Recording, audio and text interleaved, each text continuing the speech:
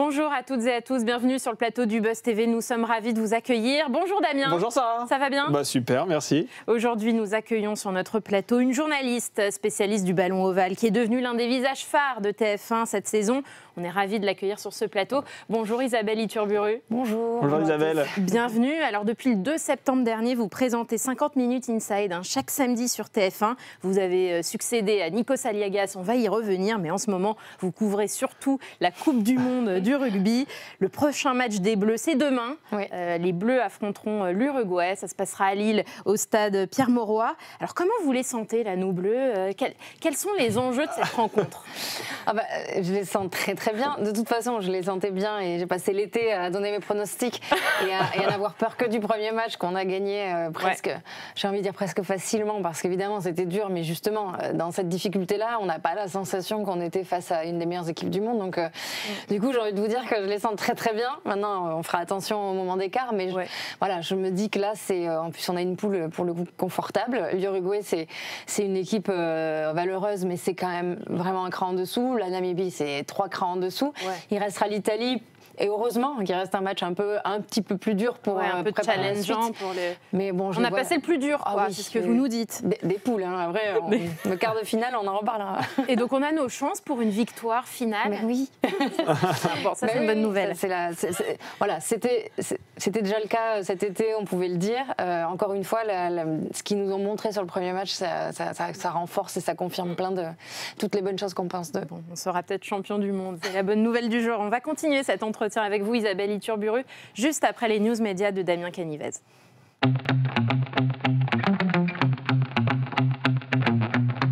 On commence ces informations médias avec le retour de Muriel Robin dans une fiction télé. Absolument, la comédienne interprétera l'un des rôles principaux dans le téléfilm Les Yeux Grands le lundi 2 octobre sur TF1. Elle se glissera dans la peau d'Anne-Marie. Anne-Marie, c'est une grand-mère qui est confrontée à un terrible cas de conscience. Alors ce cas de conscience est le suivant: protéger son petit-fils de 6 ans qui manifeste des signes de mal-être et qui potentiellement est victime d'abus sexuels de la part de son père, ou fermer les yeux et croire le père de l'enfant, interprété par Guillaume Labbé, qui est donc le fils du personnage interprété par Muriel Robin. Alors c'est vrai que c'est une fiction poignante, sociétale, comme Muriel Robin en a fait par le passé. On rappelle que Muriel Robin a déjà joué Jacqueline Sauvage autrefois, et cette fiction avait été couronnée, souvenez-vous, à l'époque, en 2018, par 8 millions de téléspectateurs. Et alors vous, pour votre première à la tête de 50 Minutes Inside, Isabelle, vous avez fait fort parce que vous êtes parvenue à décrocher un entretien avec Muriel Robin. C'était un joli coup, parce que c'est la première fois qu'elle évoquait notamment l'affaire Pierre Palmade. Comment vous avez réussi à obtenir ces déclarations? Déjà, le timing, j'ai eu de la chance qu'elle reparte en promo pour sa pièce de théâtre. Oui, c'était pas évident. Fin septembre avec Pierre Arditi, Lapin. Et du coup, l'interview a été calée. Moi, j'avais eu la chance de la recevoir dans le Tube à l'époque de Jacqueline Sauvage, d'ailleurs, en 2018. Ça s'est très bien passé, donc je pense qu'elle est venue aussi en confiance. Et comme je le dis d'ailleurs, on l'a pas coupé la question. Voilà, je suis obligée, c'est une faute professionnelle, de ne pas en parler à ce moment-là. Et elle le savait. Je pense qu'elle s'y entendait et elle nous a fait elle a été généreuse parce que c'est pas du tout facile. Et d'ailleurs, la première réaction, c'est de dire je ne vais pas parler. Et il y a un blanc, il y a un silence, ça vous l'avez gardé, ça aussi c'est...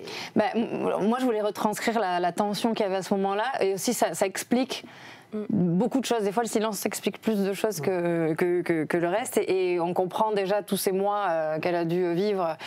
D'ailleurs, ma question, c'était plus sur ça, sur pourquoi on doit vous demander, pourquoi vous devez vous positionner, parce que vous n'avez rien fait, mais voilà. Donc, je pense que ça lui a permis de dire des choses, et depuis, je pense que ça l'a un peu libérée.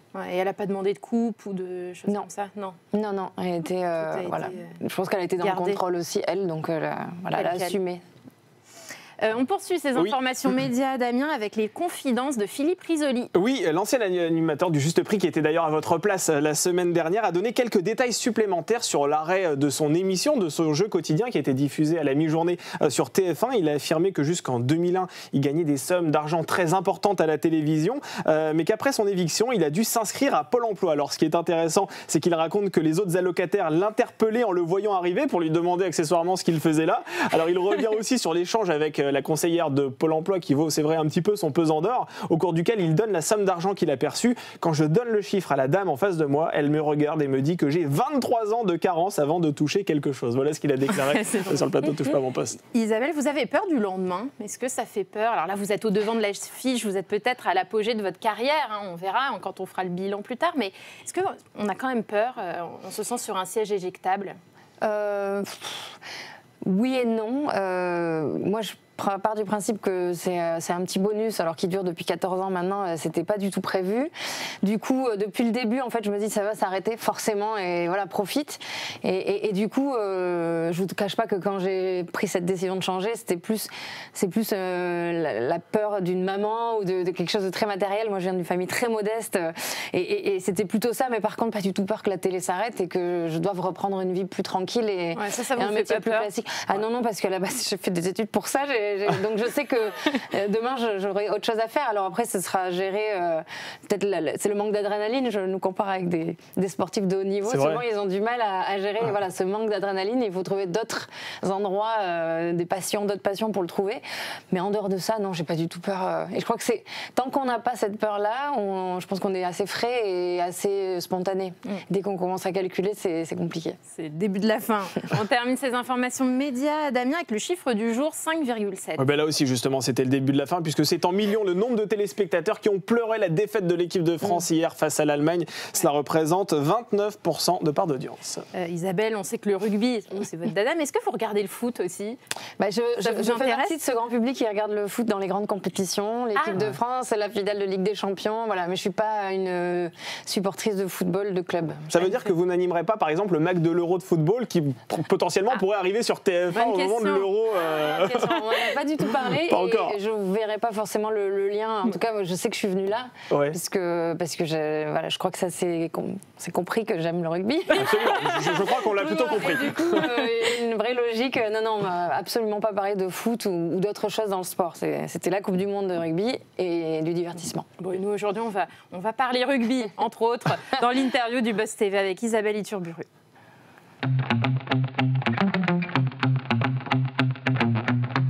Isabelle, vous présentez le MAC de la Coupe du Monde de rugby sur TF1. Vous avez fait vos premiers pas la semaine dernière en lançant cette compétition avec le match d'ouverture France-Nouvelle-Zélande. Alors, dans quel état d'esprit étiez-vous? Parce qu'il faut le rappeler, il y avait...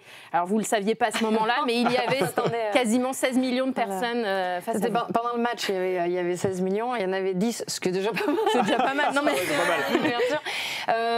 Moi, j'ai tout mélangé. En fait, il y avait évidemment une excitation de supportrices, justement, et de journalistes rugby, parce que c'est le Graal, donc ça, c'est que ça démarre enfin depuis le temps qu'on en parlait.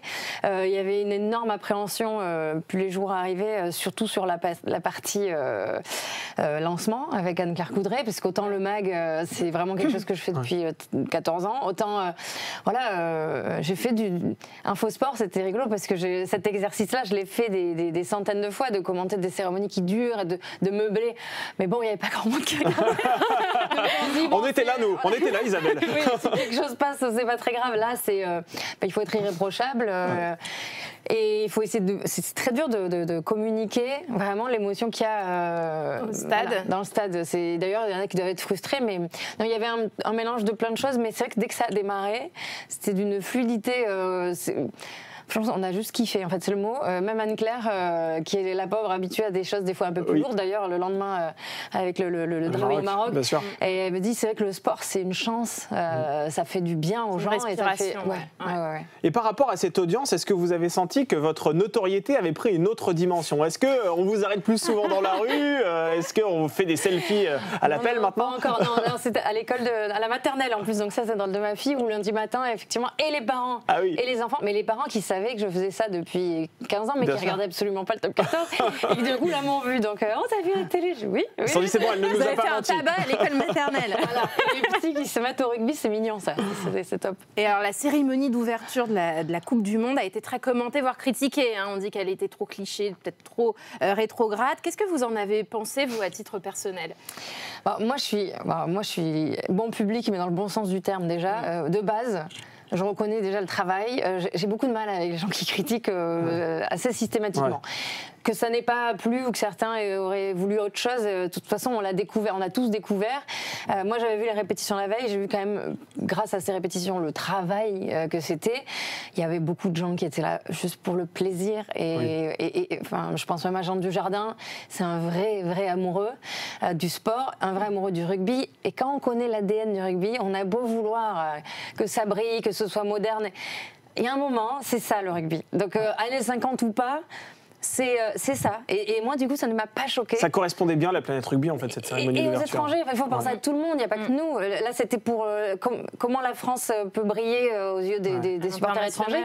Je suis désolée, les Japonais, les Chinois, les Russes, quand ils viennent à Paris, ils veulent aller voir la Tour Eiffel, ils veulent aller manger du pain. C'est vrai. Ils veulent une baguette de pain. Et voir un film avec Jean Dujardin aussi, d'ailleurs. On a quand même un artiste oscarisé qui a donné de son temps et qui a fait venir ses copains. Et je me dis, des fois, on est vraiment difficile. Encore une fois, les goûts, évidemment, ça aurait pu être peut-être mieux, plus de moyens.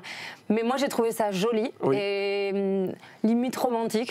Et je trouve que ça reflétait la soirée, quoi, l'émotion qu'il y avait ce soir. Et puis le final, moi, je l'ai adoré. Moi, cette Tour Eiffel avec la patrouille, le feu d'artifice et la Peña Bayona. Oui, mais on respecte nos traditions. Enfin, voilà, moi, j'ai trouvé ça bien. Voilà. Alors, autre chose qui a été très commentée en France comme à l'étranger, d'ailleurs, ce sont les sifflets contre le président de la République qui est arrivé sur la pelouse.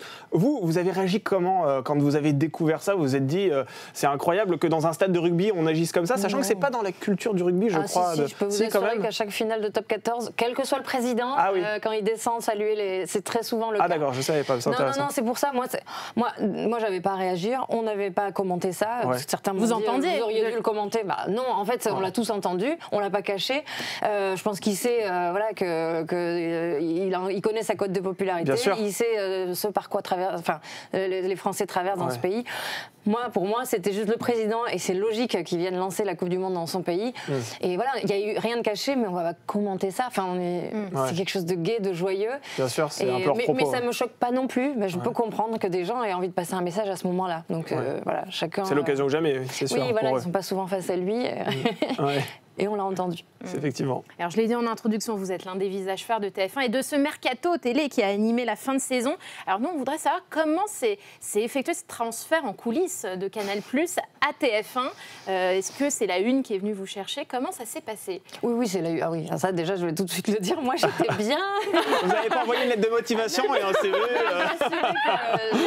Rien demandé à personne. Moi, j'étais heureuse comme tout. Et d'ailleurs, c'est ce qui fait que ça a été très dur et très long.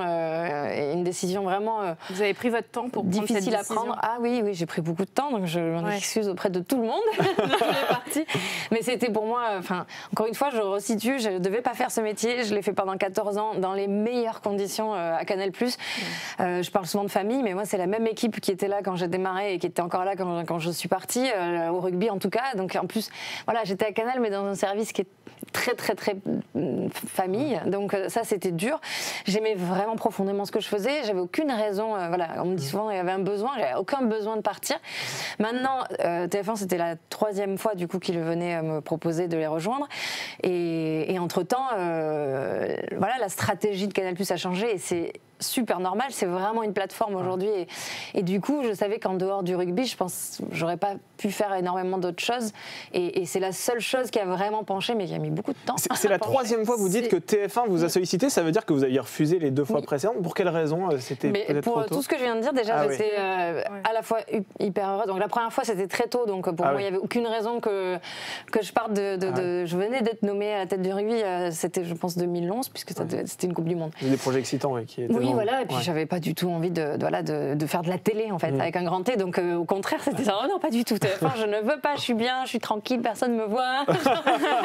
Et en 2018, je me souviens j'étais enceinte et je venais de faire 2 ans du tube et je lançais Bonsoir. Donc moi j'étais pleinement, là j'avais tout, j'avais vous étiez épanouie quoi. Voilà, le rugby et à côté de ça j'arrivais à faire des choses en dehors du rugby et moi pour l'épanouissement c'est très important. Il y a beaucoup de gens du rugby qui me disent tous les jours encore mais pourquoi vous avez abandonné votre passion? Mais je n'ai pas abandonné ma passion. J'ai le droit d'avoir une passion et de vouloir aussi grandir en tant qu'animatrice et voilà. Donc c'est 50 Minutes Inside finalement qui vous a fait, vous a convaincu. C'est plutôt c'est pas cette émission là parce qu'elle est arrivée plus tard dans les discussions. C'est vraiment la projection de tout ce qui est possible en dehors du sport à TF1. Ouais, ben justement, on va parler de ça parce qu'il y a une rumeur qui court. Vous seriez bien placé, vous avez forcément entendu parler, vous seriez bien placé pour succéder à Denis Brognard dans Koh-Lanta. Alors, info ou intox? Vous avez dû voir le démenti de TF1. On en a vu beaucoup des démentis. Oui, mais vous savez. Là, mais moi, je l'ai fait déjà parce que j'ai de la chance, au moins qu'on me pose la question, parce qu'il n'y a rien de pire. Il est hors de question que je réponde à la rumeur des réseaux sociaux, parce que ça me rend folle. C'est destructeur. Donc, merci, voilà, vous me posez la question. Donc, non, je ne vais pas. C'est une intox. Les raids de Koh-Lanta, pas du tout. Personne ne m'en a parlé. Personne n'en a parlé à Denis. Et d'ailleurs, on s'est parlé avec Denis. Oui, vous êtes parlé au moment de la Coupe du Monde. Mais voilà. Vous n'êtes pas senti mal vis-à-vis de lui parce que quand on vous met comme ça en porte-à-faux, vous le connaissez, Denis Brognard? Non, parce que je sais que TF1 est très clair avec lui et avec moi. Donc non, je le sais. Et d'ailleurs, il me l'a dit, il n'a aucun problème. Ça n'a rien à voir. Non, on ne m'a jamais fait venir pour reprendre Koh-Lanta. Voilà. En tout cas, on vous a fait venir pour succéder à Nikos Aliagas à la tête de 50 Minutes Inside. Et ça, c'est vrai que c'est un super paquebot que vous avez là entre les mains. Nikos Aliagas, il vous a donné des conseils, il vous a susurré des choses à l'oreille pour que justement vous vous mettiez bien dans ses chaussons. Qu'est-ce qu'il vous a dit? Des choses très saines et très, en fait, très logiques, mais des fois qu'on oublie, de rester fidèle à moi-même, à ma personnalité, garder ma spontanéité et justement, comme il sait le chemin que je prends, c'est-à-dire d'arriver d'une chaîne qui ne regarde pas les audiences à une chaîne qui est focus là-dessus. Et voilà, il m'a dit surtout ne tombe pas là-dedans. Et des gens sont là pour ça, pour faire les calculs, pour améliorer les choses. Toi, fais ce que tu aimes faire comme tu sais le faire. On parlait notamment de l'interview. Garde le ton qui fait que tu es arrivé là et ne te perds pas dans tout le reste. Voilà. Il vous a écrit un super message qui était classe, juste au début, le 2 septembre, dans 50 Minutes Inside sur Twitter. C'était très sympa. Alors, dans un entretien, j'ai lu ça, vous disiez que l'appellation Magazine People vous dérangeait, mais qu'est-ce qu'il y avait dans cette appellation et qu'est-ce qui vous a fait changer d'avis surtout? Moi, j'aime pas la presse people. Voilà. Donc, vous ne la lisez pas, même en vacances? Non, en fait, depuis que j'en ai fait les frais, ça me sort par les yeux. Je vois le mal que ça peut faire, et donc je déteste ça. Et donc oui, quand j'étais adolescente, évidemment, je regardais les unes en allant, vous savez, à la gare avant de prendre le train. On regarde tout, et puis ça me faisait plus rire qu'autre chose. Déjà, heureusement, à l'époque, j'avais assez de recul pour me dire que c'était plus c'était du spectacle, quoi. C'était pas forcément vrai. Maintenant, je l'ai vraiment vécu, et c'est juste totalement faux. Donc en vrai, quand vous avez attaqué, j'imagine vous attaquez dans ces cas-là. Et du coup, quand on me parle de 50 Minutes Inside, j'avoue que la première chose qui me vient à l'esprit, c'est cette appellation depuis sa création. En fait, aujourd'hui, elle a évolué, mais c'était l'actu people ou l'actu des people. Et en vrai, ça m'a freinée, mais du coup, j'ai regardé l'émission parce que ça faisait longtemps que je pouvais pas la voir, à 14 ans, en même temps que mes émissions. Et comme je le dis, j'ai vu le fond de cette émission qui est classe, qui est glamour, qui est respectueuse. Les gens qui sont dedans ont décidé d'y être, donc de se livrer, de partager des choses. Voilà, donc du coup, et puis surtout, j'ai vu, moi je pense égoïstement à mon métier, et j'ai vu l'interview par exemple qui était, voilà, c'est un exercice que j'adore et que j'ai pas eu l'occasion de faire de cette manière approfondie, parce qu'en sport il faut aller vite, c'est le moment présent, c'est à chaud, c'est 3 questions et on dit vite, il faut rendre, et donc on crée pas de moments un peu intimes, d'émotions. Et puis après, comme je l'ai dit, j'ai toujours voulu faire autre chose que du rugby. Donc moi, découvrir des artistes autres, des personnalités autres qui ont vécu des choses à part, ça me passionne. Et vous avez des amis justement parmi les célébrités que vous pourriez potentiellement interviewer dans cette émission? Parlons déjà de votre compagnon. En plus, il y a eu un clin d'œil, d'en parler. Qui était dans 50 Minutes Inside d'ailleurs, qui a fait une apparition dans le premier numéro, je crois. Vous en êtes rendu compte ou pas? Je l'ai découvert à la télé. Ah, c'est une surprise. Mais l'actu, elle se fait au dernier moment, c'est le petite partie actu, et il y avait le festival de Deauville. Voilà, il faut le dire, oui, Maxime Mouchy, qui est votre compagnon, alias Yodelis, pour ceux qui le connaissent évidemment. Il faisait partie du jury du festival de Deauville, et Planète People, qui est la rubrique de l'émission, en a parlé et l'a montré. Donc ça vous a fait rire. 3 secondes. Ah oui, c'était rapide. Et vous pourrez le recevoir si jamais il sort un album. Est-ce qu'on peut vous traiterez l'info? Je ne sais pas si ce serait pertinent en fait. Oui, alors sur le principe, je ne m'interdis rien. Je ne suis pas sûre que ce soit pertinent parce que justement, dans ce travail d'intervieweur, c'est bien d'aller chercher de l'info qu'on n'a pas. Donc je me dis, j'ai pas envie de lui faire parler de choses que je sais, quoi. Oui, a priori, vous savez pour le coup, il y a des choses. Voilà, vous êtes jugé parti, quoi. En fait, je pense que ce serait pas juste pas pertinent, mais après, tout est possible. Hein. C'était la première et dernière fois. Exactement. Et on pensait aussi, par exemple, à Julien Doré. Oui, Julien Doré, voilà, qui a participé aussi à la 5e. Vous l'avez interviewé dans le tube. Et vous êtes amis avec lui, par exemple? C'est quelqu'un... On est resté en contact. Ouais. On n'est pas amis parce que nos vies... déjà, lui, il a vraiment décollé à cette époque-là, alors que moi, je suis repartie. Il faut préciser, vous avez participé à la Nouvelle Star saison 5. Voilà, en 2007. Oui, saison 5. Et donc moi, je m'éclate lamentablement au premier prime. Donc, au lieu de le faire avant... Rien n'est lamentable, Isabelle. Avant de le faire avant, quand personne ne le voit. Non, moi, je le fais quand il y a beaucoup de monde qui regarde à la télé. Et du coup, je sors donc on est resté en contact assez pendant 2-3 mois tous, parce qu'il y avait une super bande avec Gaëtan. Enfin, moi, je me souviens très bien de la bande. Et puis après, lui, il explose. Moi, comme je dis, je travaillais à côté d'Aubagne, je vendais de l'huile d'olive. Enfin, genre, il n'y avait aucune raison. Vous l'avez fait en chantant peut-être après, non? Ça a été traumatisant. Mais du coup, non, c'est après, quand je suis revenue à la télé. En plus, il aime bien le rugby, donc des petits mots de temps en temps. Et puis après, je l'ai reçu dans le tube et on lui a fait revenir son ukulélé et on a fredonné une petite chanson ensemble. Mais juste ça, quoi. Ouais. Mais non, je le recevrai avec grand plaisir. Et en plus, lui aussi, il va me parler de gens passionnants qui ont des parcours atypiques. Isabelle, hier sur ce plateau, nous recevions Jean-François Piège, que vous connaissez bien, je crois, et il avait une question à vous poser. Je vous propose de regarder et d'y répondre, bien sûr, après. Bonjour Isabelle, j'ai une question qui va être... ils me l'ont déjà posée, si on veut être champion du monde. Alors, ça serait trop simple, tu vas répondre la France. C'est pas ça ma question. Qui va être en face de la France en finale de la Coupe du Monde ? Alors, il vous demande de vous mouiller, là, Isabelle. Moi, j'ai déjà mon idée. Enfin, j'espère que ça va se faire. En plus, déjà, c'est possible, évidemment. Mais moi, j'espère que ce sera l'Afrique du Sud. Tout le monde veut un deuxième France All Black, mais limite, après ce qui s'est passé, j'ai pas du tout envie. Moi, j'ai envie d'un vrai affrontement. Et pourquoi l'Afrique du Sud? Parce que c'est les champions du monde en titre. Donc, position les bas, c'est encore plus fort. Parce que c'est une équipe, il y a une histoire, il y a une vraie histoire autour de cette équipe. C'est une équipe très rude. Alors, du coup, dans un match aussi important, je pense que ce sera épique, ça ressemblera même à un film, comme un Gladiateur. Donc moi, j'aimerais beaucoup un France-Afrique du Sud en finale. Eh bien, très bien, on va archiver votre réponse. Voilà. Et si c'est l'Irlande, on la ressortira, bien évidemment. Exactement. J'ai envie de retirer un ou l'autre. Oui, exactement. C'est celui qu'on aura, j'espère, qu'on n'aura pas eu à affronter en quart de finale. Ouais. À votre tour, Isabelle, d'interpeller notre invité de demain dans notre nouvelle rubrique au suivant.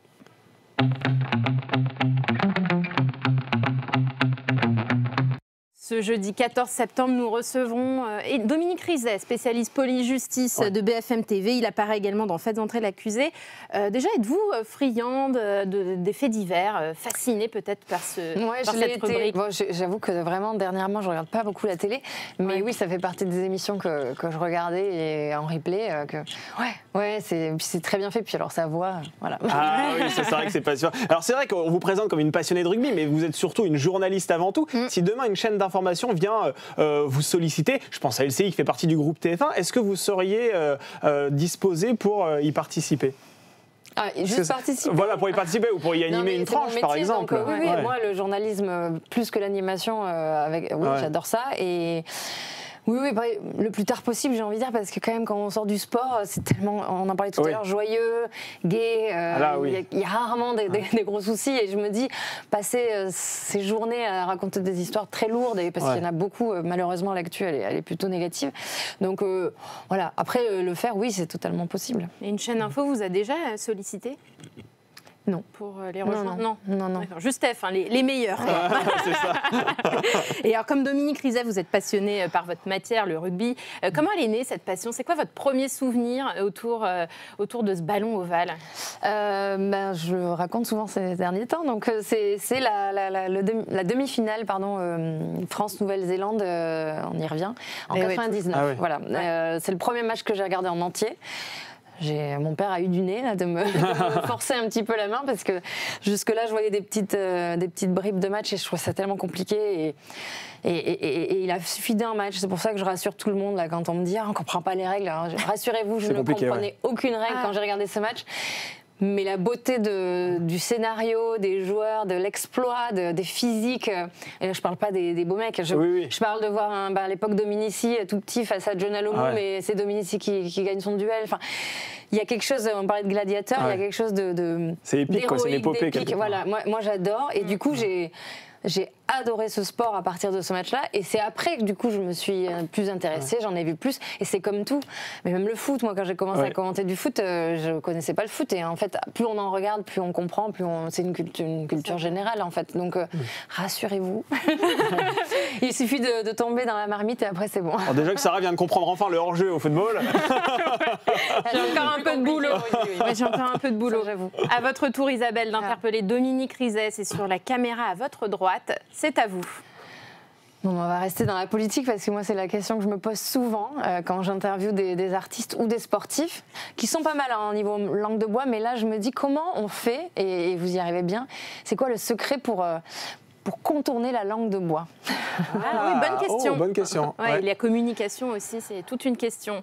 Merci Isabelle Merci beaucoup, Isabelle. pour être venue nous voir sur ce plateau. Je rappelle que vous couvrez la Coupe du Monde de rugby. On vous retrouvera dès demain pour France-Uruguay à Lille. Vous y partez, j'imagine? Bah non, le mag c'était en studio. Bah oui, c'est en studio. Donc vous restez à Paris. Merci de remettre le couteau. Il y a des écrans pour ça, pour regarder. Et on vous retrouve aussi samedi dans 50 minutes Inside. Merci encore d'être venu. Merci beaucoup. Très bonne soirée et à demain. Elle fait 26 minutes pile.